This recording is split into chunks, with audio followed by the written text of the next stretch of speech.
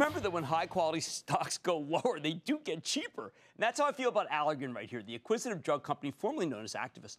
The last time we checked in with Allergan's terrific CEO, Brent Saunders, the company had just reported a fabulous quarter at the beginning of August. Stock was trading at $319. In the month and a half since then, Allergan's been slammed, courtesy of the market-wide sell-off. Shares trading under $290 as of today.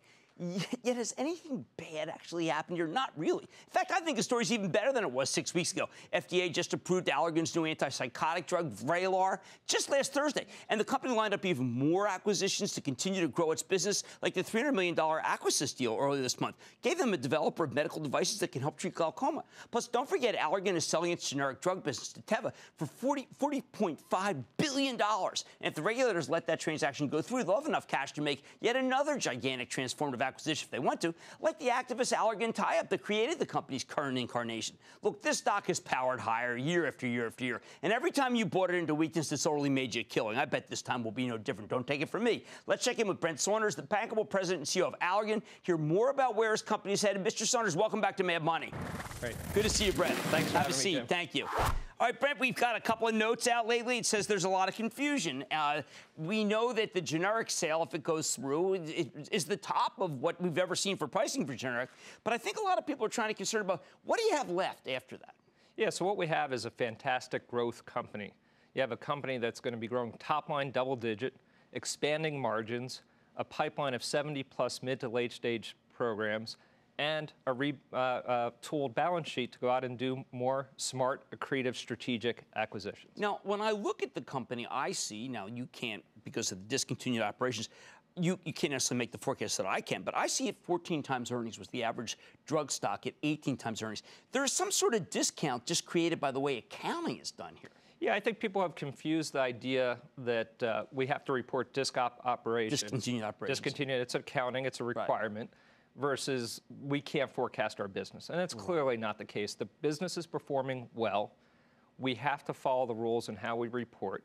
And so when we report continuing operation guidance, you can't simply annualize that number because it's loaded with G&A and interest costs that will go away when the Teva deal closes. And that's why then you'll have a clean number. Right, I can make my estimate. Now, I think the stock was up earlier today on a very good Goldman note. And then we got the comments from Hillary Clinton.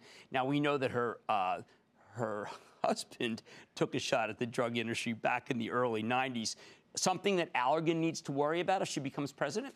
Yeah, I don't think so. All of our intelligence says that it's going to be very hard for Hillary or any other candidate to really have a profound impact on drug pricing. That being said, we have to take this very seriously because it creates a lot of pressure in the system.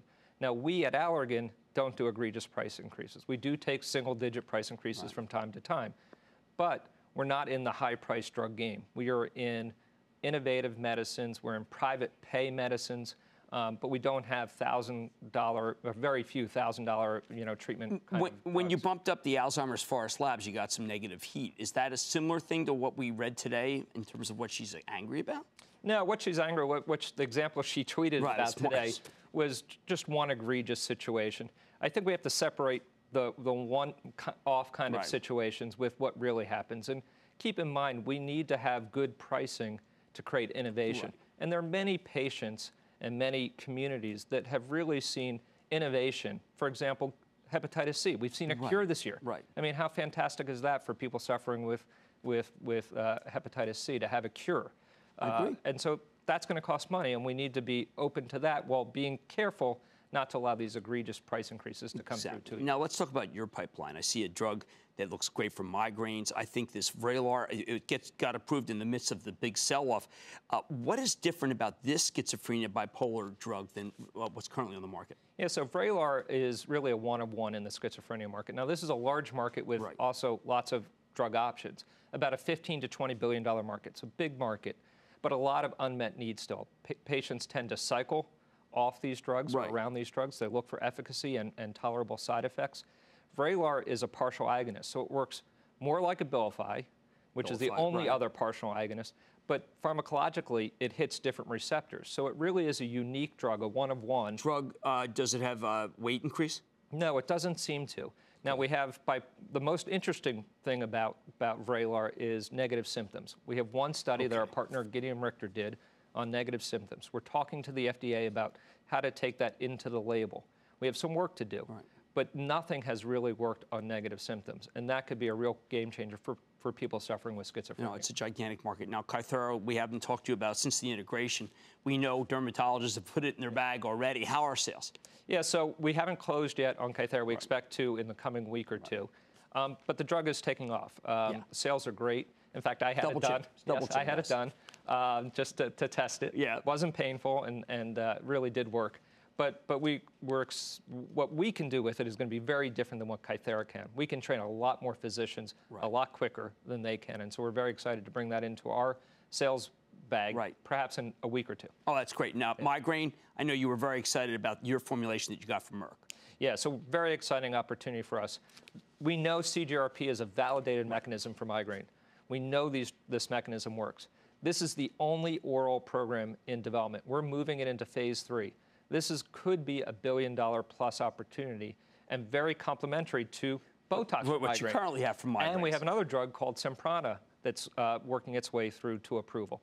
So we could have a real powerhouse of migraine with this oral program. I think you're getting a great opportunity here as people try to figure out what the new Allergan looks like. I think you just heard that the new Allergan's got new drugs, lots of cash, can do a transformative acquisition. Those who want buyback, let's go for growth. Brent Saunders, President and CEO of Allergan, AGN. I like this stock. My charitable trust has a big position. Stay with Cramer.